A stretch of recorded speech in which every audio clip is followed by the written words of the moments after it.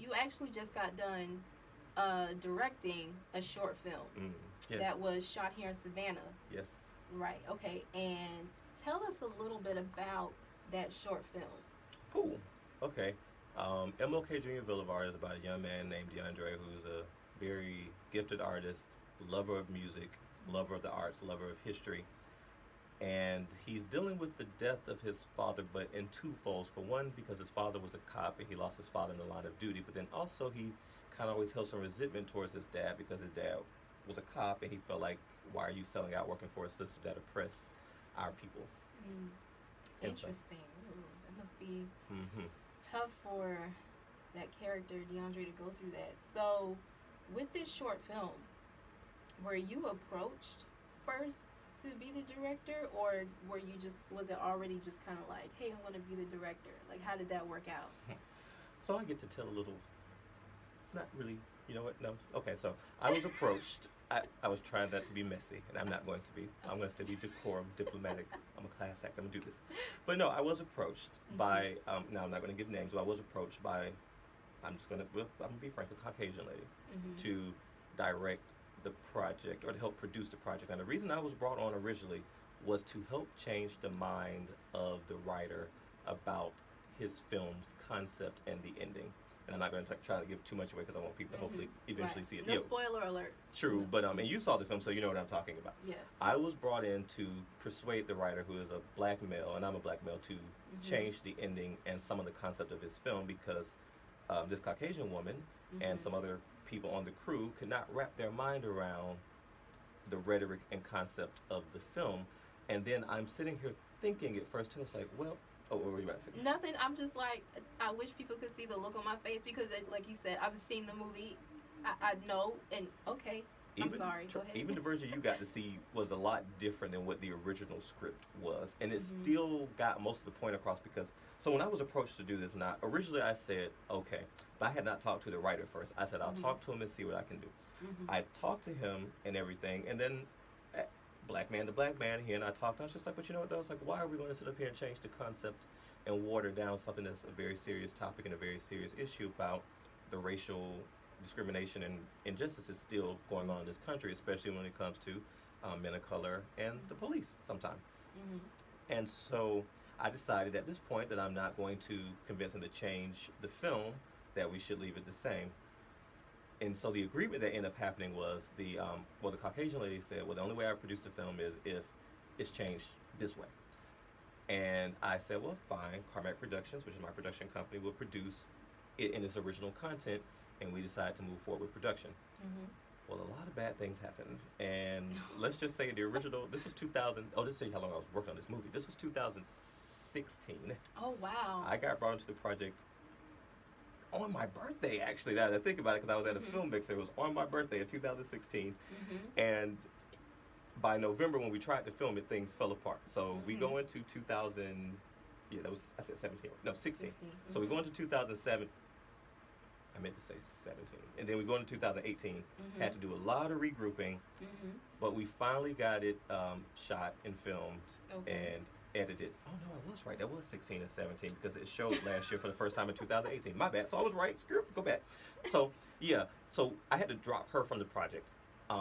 And then things got really dirty because she tried to tell us that we couldn't produce a film that we don't have the rights to. Tried to drag my name through the mud. Sent legal people towards me, but they were disbarred. I did my research. I was like, I'm a journalist to a degree at heart with certain things, so I go do my research about it. So she tried to halt us from producing the film. On top of that, I was like, I have a lot of written material and things that stated I have the rights to produce one version, you have the rights to produce the other. So, like I said, a lot of forces that be, or just probably one force, and I say a lot, probably didn't want us to even get the film done and produced, but we pushed forward and we got it done. So I got a whole new team of people together. Thankfully, some of the actors stayed on board. I was really happy about that because the lead actress in the film, Melissa Lloyd Wade, was one of the original people that I had that were cast, and I love working with Melissa.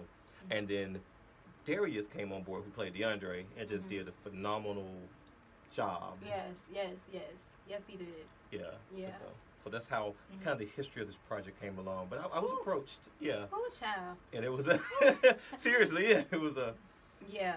No, and I'm glad that you shared your experience with that, because I was talking to a friend of mine and my mom actually about the process of filming, and it literally could be anything. It could be a 30-second commercial.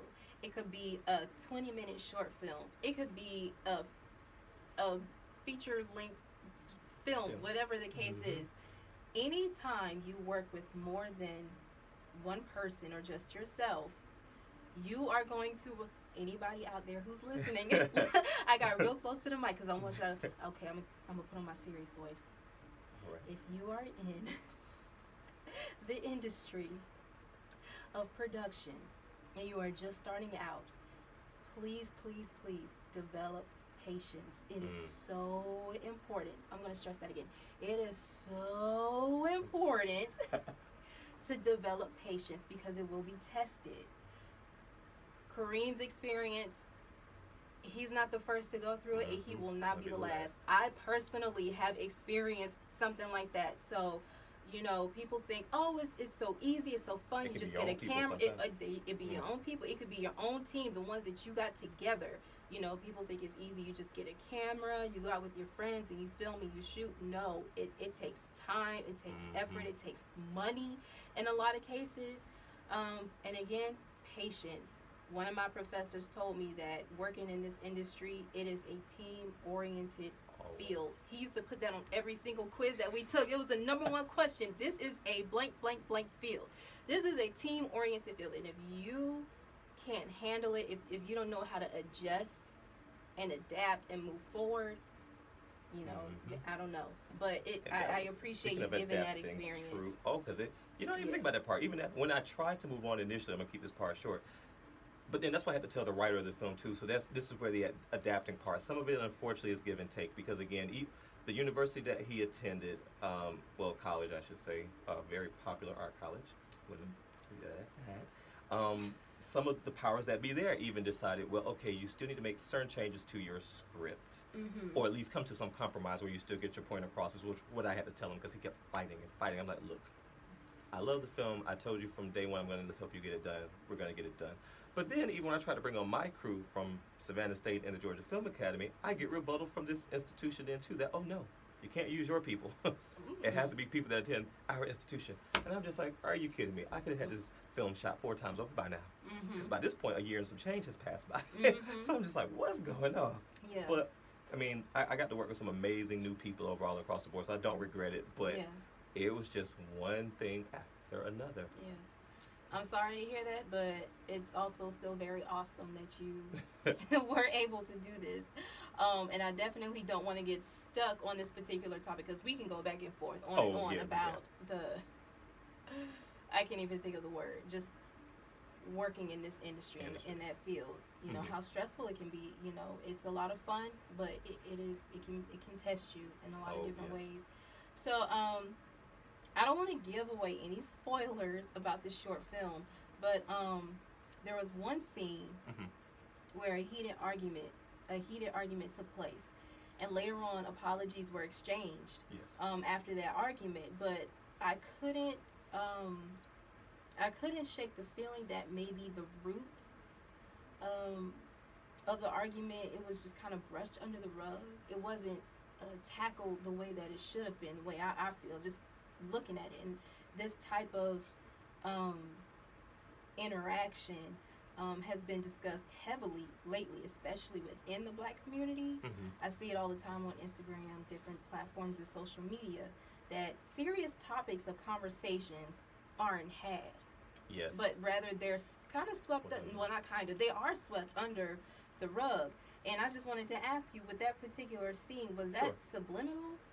Was that, do you know what I'm talking about? Are you talking about the one? We can go into a little detail. Is it the mom and the son, DeAndre and his mom? Yeah. Was that subliminal, how they just kind of brushed over what had happened, or did I go too deep? You know, well, you bring up a good point. You did go too deep, but not in a bad way. Okay.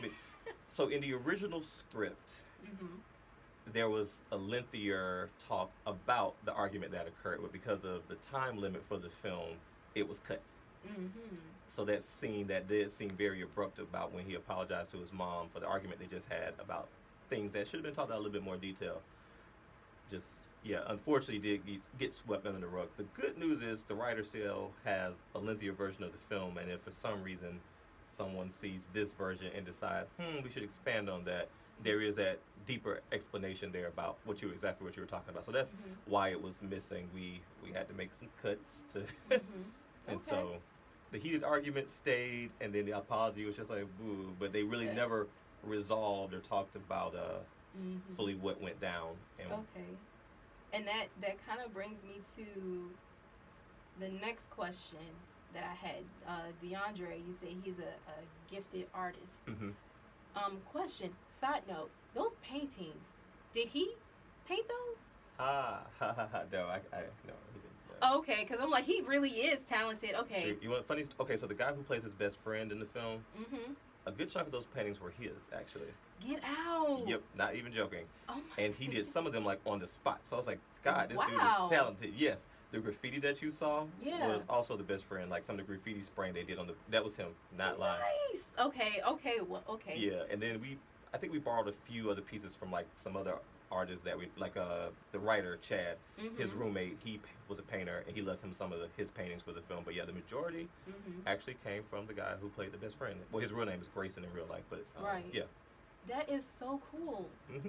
Wow, that is so neat. Okay, super talented people on the set. Yeah, it came in handy because we were like, but that goes back to patience. But we didn't have paintings for a while, and I'm like, we're getting closer and closer to production. We can't have a guy who's supposed to be a painter and he has no paintings around because there'd be paintings everywhere. The level of anxiety I would have had during that time period. Well, having a good producer helps sometimes. So she definitely rallied some. I think if you were actually one or two of her paintings, like I said, it was a lot of people. The director of photography, the guy who's behind the camera, though you don't see him because he's behind the camera, some of those were his paintings. So like I said, it was a collaborative. It was just weird that almost everybody that ended up being a part of the film knew how to paint. Right. So it's like, grab some of your paintings, grab some of your paintings. Just throw them all together. Yeah, we did. Something cool. Okay. Nice. DeAndre, the main character in the movie, when he begins to paint his, draw his art, paint and all that stuff, he listens to music. Yes. While he's, creating and everything, while he's walking to the store, just throughout his everyday life, pretty much from what it seems, he listens to music. That's where he draws his inspiration. And, it's pretty much a part of him. What he might say, is essential to his life is what caused him to be in a very unfortunate and compromising situation. Do you think that music in this day and age can be just as much of a distraction as it is a positive outlet? I believe that the answer to that question is yes. A lot of people use various forms of entertainment, but music is a strong one for escapism.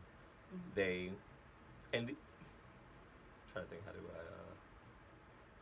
I mean, because I see people walking around their headphones and different things all the time. They're enthralled in the music to the point that they're not paying attention.